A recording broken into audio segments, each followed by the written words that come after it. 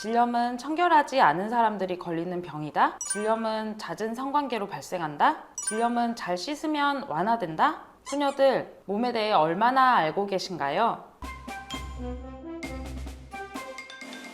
여성 대다수가 겪은 적이 있고 또 재발도 잦은 몸의 감기인 질염. 질염에 걸리면 분비물도 많아지고 냄새가 나기도 하고 찝찝한 느낌이 있으시죠? 질염이 발생하는 가장 큰 원인은 몸의 면역 체계의 균형이 붕괴되는 것입니다. 딱 봐도 청결도랑은 상관없죠. 청결이란 말이 없잖아요. 만병의 근원으로 불리는 스트레스, 그로 인한 면역력 저하가 1번이고요. 샤워 시 세정력이 강한 염기성 세정제를 사용하시거나 질 내부까지 무리하게 씻는 경우 질 내의 산성 밸런스를 파괴하여 그때 생기기도 합니다. 또 현대인이면 의복을 입고 장시간 앉아 있잖아요. 이처럼 생식기 쪽 통풍이 제대로 되지 않았을 때 질염이 심화될 수 있습니다. 다시 말하면 잘 안 씻어서 걸리는 게 아니라 너무 잘 씻거나 잘 말리지 못했을 때 악화된다는 것이죠. 90% 이상이 세균성으로 인한 질염은 기온이 높고 습한 여름철에 특히 걸리기 쉽습니다. 여름철 물놀이 역시 각별한 주의가 필요한데요. 공공수영장은 각종 세균의 온상인데다 바다, 강, 계곡 역시 온도가 상승하면서 세균과 미생물이 잘 번식하는 환경으로 변합니다. 또 급격한 실내외 온도 차이로 인한 면역력 약화도 질염이 여름에 더욱더 기승을 부리게 만드는 원인이 됩니다. 분비물이 갑자기 많아졌거나 성기가 가렵거나 그게 바로 질염 증상이니까 하루빨리 내원하시면 됩니다. 참고 나아지기를 기다리는 것은 비추하고요. 병원에서 치료받고 약을 먹으면 금방 낫는 감기 같은 가벼운 질환이거든요. 병원에 내원을 하면 일단 진료용 치마로 환복 후에 진료 의자에 앉아서 의사는 이제 질경이라고 하는 기구로 질 내부를 확인하게 됩니다. 청결을 위해서 스테인리스로 만들어진 것이다 보니 질 내부에 닿을 때 좀 차가운 느낌이 드실 수 있어요. 질 내부에서 채취한 분비물로 균 검사를 실시하는데 결과는 2, 3일 후에 나오게 됩니다. 질염의 진료비와 처방비 그리고 약 제조 비용은 병원마다 조금씩 다르겠지만 모두 건강보험이 적용되기 때문에 치킨값 정도면 진료부터 약 처방까지 받을 수 있습니다.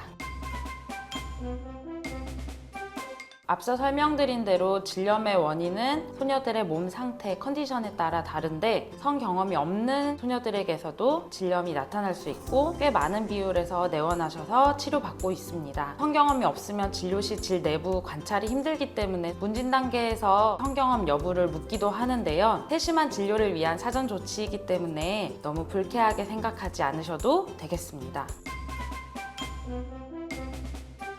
여성 유산균을 먹는 게 질염에 도움이 되는지 궁금해하시는 분들이 많습니다. 유해균이라고 불리는 세균이 질염을 일으키지만 질에는 사실 산성 밸런스를 맞춰주는 유익균인 유산균들도 많이 분포하고 있습니다. 그래서 유익균 숫자를 늘려줄 수 있는 여성 유산균 섭취는 질염 예방에 도움이 됩니다. 그러나 어디까지나 치료 보조제 정도이고 예방법에 해당한다고 생각하시면 되겠습니다. 이미 질염에 걸린 이후에는 바로 효과를 보기 어려워요. 그때는 내원해서 치료를 받는 것이 가장 확실한 방법입니다.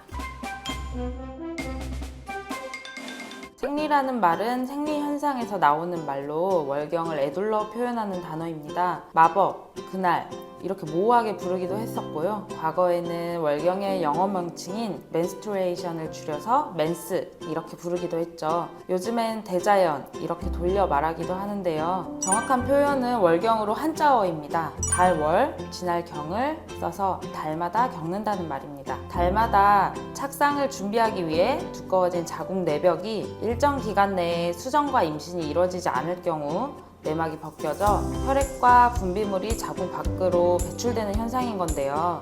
이런 배출을 여성이 조절할 수가 없고 시도 때도 없이 줄줄줄 울컥울컥 나와서 사회생활에 지장을 주기도 하고 오직 생리 기간만으로 5에서 7일 정도, 배란 기간까지 포함하면 2주 정도, 한 달의 절반이 호르몬 변화로 제대로 된 컨디션일 때가 없죠. 그렇게 초경부터 완경까지 매달, 매년, 적어도 30년을 지내는 건데 이렇게 큰 페널티를 안고도 씩씩하게 살아가는 우리 소녀들 대단하지 않나요? 하지만 우리 소녀들 중에서 생리 주기가 어떻게 되는지, 일정한지 불규칙한지, 평소보다 양이 줄었는지 늘었는지 꼼꼼하게 기록하는 사람은 많지 않을 거예요. 생리 중단이 발생하지 않고 꾸준히만 나오면 된다고 넘기는 경우가 많을 겁니다. 생리를 왜 유심히 관찰해야 될까요? 아직도 여성의학에 대한 연구는 더뎌서 저 같은 의사들이 서적을 봐도 원인은 알 수 없으나 이렇게 서술될 때가 많거든요. 내부적 변화가 큰 여성의 몸 특성상 내 몸에 대한 특이점을 가시적으로 확인할 수 있는 것이 바로 생리입니다. 수정이 되지 않은 난자와 자궁내막을 탈락시키기 위해 자궁 수축을 돕는 염증 물질의 일종인 프로스타글란딘이 증가하여 생리 시 통증을 심화시키는데요. 이게 바로 생리통입니다. 생리를 하는 여성의 90%가 생리통을 겪습니다. 생리통도 원인에 따라 1차성 생리통과 2차성 생리통으로 구분을 하는데요. 생리기간 중 통증이 1, 3일에서 끝나며 진통제로 해결 가능한 생리통을 1차성 생리통, 생리 일주일 전부터 통증이 시작되는 경우도 있고 생리 후에도 지속되는 심해지는 통증을 2차성 생리통이라고 부릅니다. 2차성 생리통의 경우엔 자궁이 보내는 뭔가의 신호라고 생각하시면 되는 게 이렇게 오랜 강도의 지속되는 생리통이 있다는 것은 자궁에 질환이 있다는 신호입니다. 이때는 자궁 근종, 자궁 내막증, 자궁 성근증 등을 의심해서 병원에 와서 꼭 진단받고 치료받으셔야 합니다. 2차성 생리통으로 고통이 심한 소녀들은 꼭 병원에 방문해 보시기 바랍니다. 1차성 생리통으로 배가 아플 때 통증을 완화하는 진통제 많이들 드실 텐데요. 약국에서 구매할 수 있는 생리통 진통제를 고르는 꿀팁을 작게나마 소개하자면 생리통 진통제는 아까 말씀드린 프로스타글란딘을 억제할 수 있는 소염제 성분들로 고르시면 됩니다. 여기에는 타이레놀은 포함되지 않습니다. 생리통 진통제는 통증이 심해졌을 때 복용을 시작하기보다는 생리 하루 이틀 전쯤부터 복용하면 훨씬 쉽게 통증을 견딜 수 있습니다. 내성이나 중독 같은 걱정은 안 하셔도 되는 통증들이고요. 성분에 따라 이부프로펜, 덱시부프로펜, 나프록센 등으로 구별되어 있긴 하지만 어느 것을 선택해도 크게 상관은 없습니다. 이부프로펜은 어렸을 적 감기 걸렸을 때 많이 먹던 브루펜 시럽에 들어갔었던 소염 진통 성분인데요. 대표적으로 이 성분이 들어가 있는 진통제는 그나렌큐, 펜잘레이디 등이 있습니다. 조금 더 강하고 아픈 정도가 심해졌을 때 더 들을 수 있는 계열로는 덱시부프로펜 계열 진통제인데 대표적으로 이즈엔6 프로에 들어 있습니다. 또한 나프록센 계열의 진통제는 대표적으로 탁센이 있습니다. 생리통이 이미 심해져 버려서 즉각적인 효과를 원할 때에는 약들 중에서 연질 캡슐이라고 되어 있는 액상형의 진통제들을 고르면 되는데 대표적으로 에드빌 등이 있습니다. 성분을 잘 확인해서 생리통의 고통을 잠시나마 잊을 수 있도록 해요. 보통 소녀들이 건강검진을 통해 자궁근종을 처음 발견하게 되는데요. 자궁근종이란 자궁 근육층에 흔히 발생하는 딱한 양성 종양입니다. 개인마다 근종의 크기나 개수, 위치, 증상이 다르다 보니 수술 외의 요법으로 경과를 지켜보는 경우도 있고 일상에서 불편함을 느낄 정도의 증상이 있다면 수술을 통해 제거하는 경우가 있습니다. 이렇게 사람마다 치료 방식은 천차만별입니다. 의사가 근종을 떼어내는 수술을 한다면 과거에는 개복 수술을 했습니다. 의사가 직접 손으로 병변 부위에 접근을 해야 되기 때문에 절개를 크게 해서 수술을 했었죠. 복부 절개가 크면 환자분께서 수술 시 받는 데미지, 통증도 크고 회복 기간도 길어지기 때문에 점차 비선호하게 되었습니다. 하지만 점차 카메라 기술들이 발달하면서 배 안에 직접 손이 들어가기보다는 카메라가 들어갈 수 있게 되면서 복강경 수술이 등장하게 되었습니다. 복강경 수술은 배꼽 부근에 작은 절개를 통해 카메라와 수술기구가 들어가는 수술법입니다. 절개 부위가 작아서 기존 개복 수술의 단점을 보완할 수 있었죠. 그래서 현재까지도 자궁근종 수술에서 꾸준히 이용되는 수술법 중 하나입니다. 복강경 수술할 때에는 절개 부위가 작다 보니 소잡기나 집게 등의 아주 얇은 기구들이 들어가게 되고 의사 손으로 직접 병변을 제거하는 게 아닌 간접적 컨트롤을 통하다 보니 정밀도가 떨어지는 점, 아무래도 장기에 봉합을 할 때라든지 힘이 덜 들어갈 수밖에 없습니다. 또한 일직선으로 접근하는 과정에서 접근이 불가능한 위치들이 나올 수 있기 때문에 한계가 있는 수술법이라고 할 수 있겠습니다. 있습니다. 그리고 두세 시간이 넘는 시간 동안 의사의 피로도나 손떨림 같은 문제들이 발생할 수 있겠습니다. 로봇 수술은 사람 손보다 작은 로봇팔을 의사가 원격 조정하여서 수술하는 방식을 말합니다. 해외는 물론 국내 큰 대학병원부터 특정 질환을 보는 전문 병원에 이르기까지 로봇 수술의 점유율은 높아지고 있습니다. 산부인과도 자궁 근종, 자궁 내막종, 난소 낭종이나 자궁 성근증에 이르기까지 외과적 수술들에서 정밀도를 요하는 분야들이 많은 만큼 로봇 수술의 적용이 훨씬 많아지고 있습니다.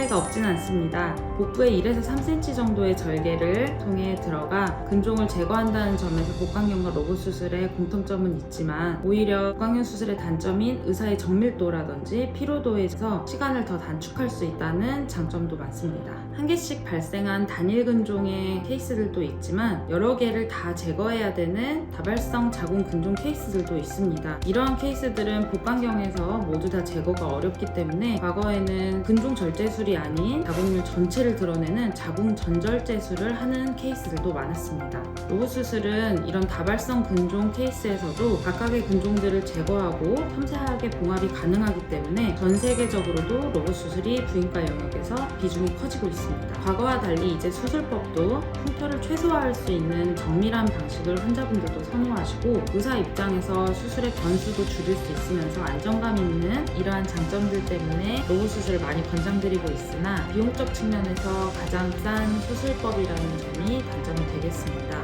의사와 충분한 논의를 거치시고 자신에게 맞는 치료법을 결정하시면 되겠습니다. 여성 호르몬 하면 떠오르는 에스트로겐은 월경부터 임신, 완경까지 여성의 일생을 아우르는 대표적인 여성 호르몬입니다. 에스트로겐은 남포의 성숙과 배란에 주로 관여하며 부가적으로는 심혈관 그리고 뼈 건강 유지에도 영향을 미칩니다. 그래서 에스트로겐이 부족하면 골다공증 및 심뇌혈관 질환이나 치매 같은 질병의 발생 위험도 높아지게 됩니다. 그런데 여성 호르몬이 많으면 여성에게 장점만 있을까요? 에스트로겐 호르몬의 과다 분비는 작게는 부종, 생리통 심화, 월경전 증후군의 악화, 컨디션 저하 등의 증상을 나타낼 수 있고 심각하게는 각종 부인과 질환인 자궁 내막 증식증, 자궁 근종, 자궁 내막암, 유방암 등의 에스트로겐의 과잉으로 발병하기도 하죠. 이런 호르몬 이상을 적절히 조절해주지 않으면 근종이나 종양의 크기를 증식시켜 치료하기 더욱 어려워지기도 합니다. 현대사회 들어서 서구화된 식습관으로 에스트로겐의 원료가 되는 지방, 콜레스테롤이 풍부한 기름진 음식이나 알코올, 카페인 등의 섭취가 많아지고 있고 또 젊은 여성들은 초경이 빨라지는데 임신과 출산을 다소 하지 않게 되면서 여성 호르몬 노출 기간이 길어졌습니다. 이로 인해 2030 여성들의 부인과 질환 발병률이 증가하게 된 것으로 보입니다. 자궁 근종을 비롯한 수술이 필요한 부인과 질환이 더 이상 중년 여성만의 질병이 아닌 만큼 전 세대 여성이 자주 산부인과에 방문하여 검진받는 것이 필요해졌습니다.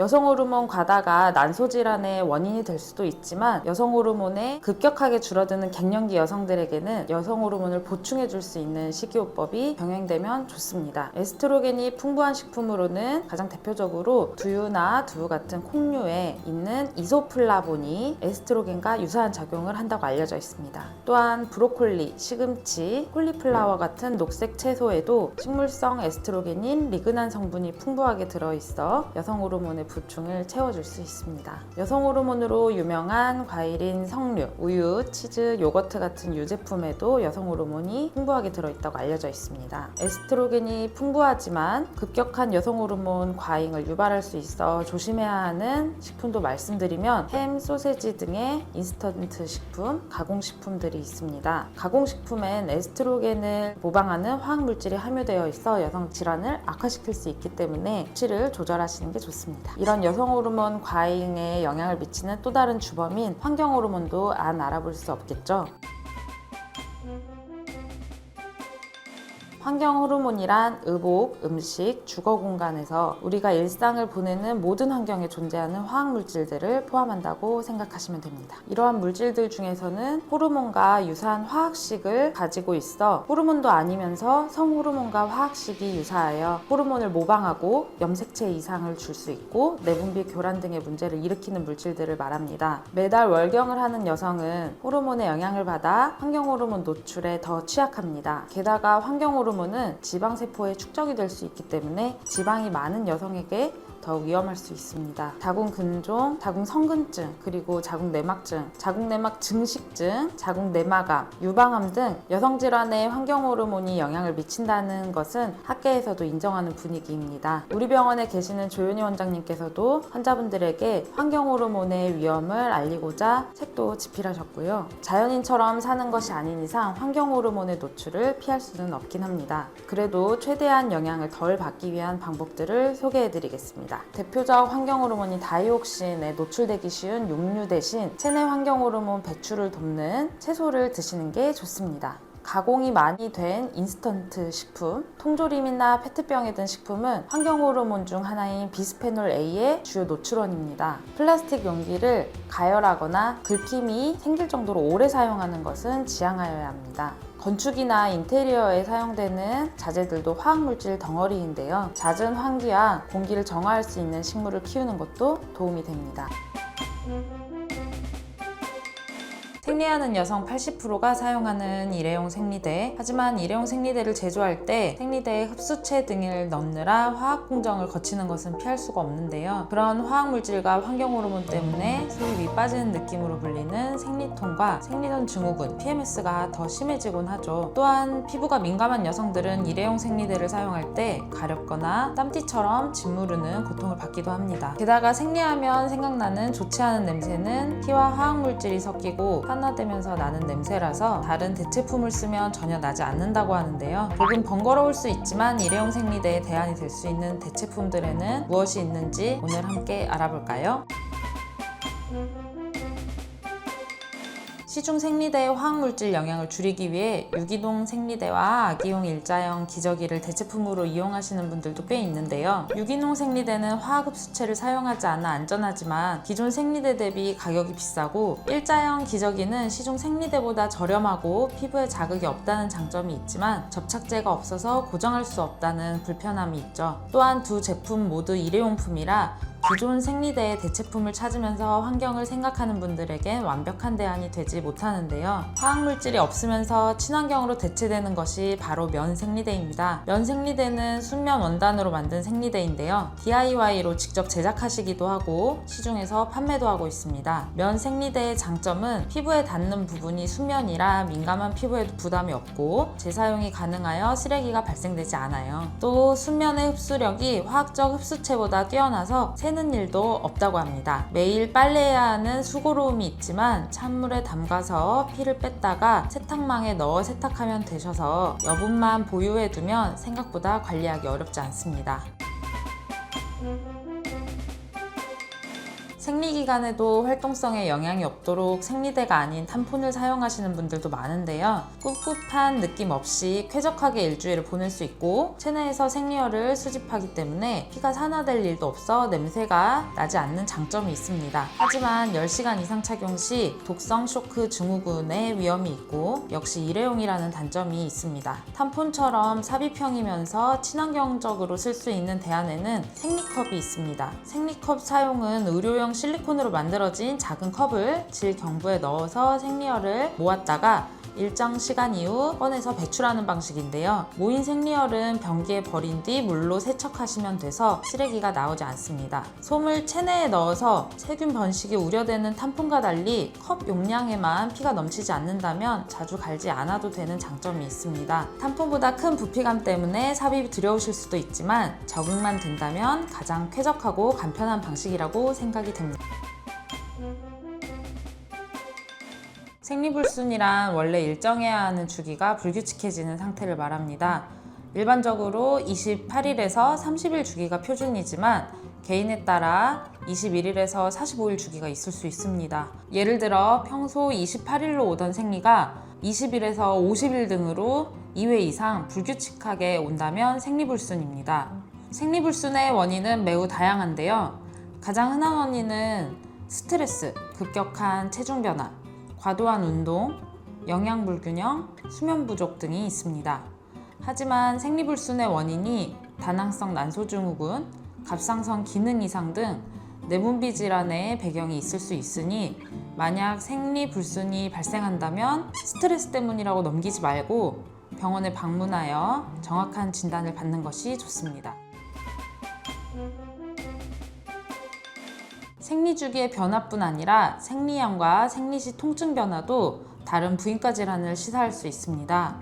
평소보다 월경시 출혈량이 눈에 띄게 많아졌거나 생리기간이 비정상적으로 길어졌다면 이는 자궁에 생긴 병적 이상을 의심해 볼 수 있는 신호입니다. 대표적으로는 자궁 근종과 자궁 내막증의 원인이 될 수 있는데요. 자궁 근종은 자궁에 생기는 양성 종양으로 크기와 위치에 따라서 생리형과 통증이 급격히 증가하고 심한 경우 빈혈 증세까지 동반될 수 있습니다. 자궁 내막증은 자궁 내막 조직이 자궁 외부에서 자라는 질환으로 생리량이 많아지는 동시에 통증도 심해지는 경향이 있습니다. 반대로 생리량이 지나치게 줄거나 주기가 매우 들쑥날쑥해진다면 이는 호르몬 불균형, 체중 변화, 극심한 스트레스 또는 영양 상태 악화 등이 원인일 수 있습니다.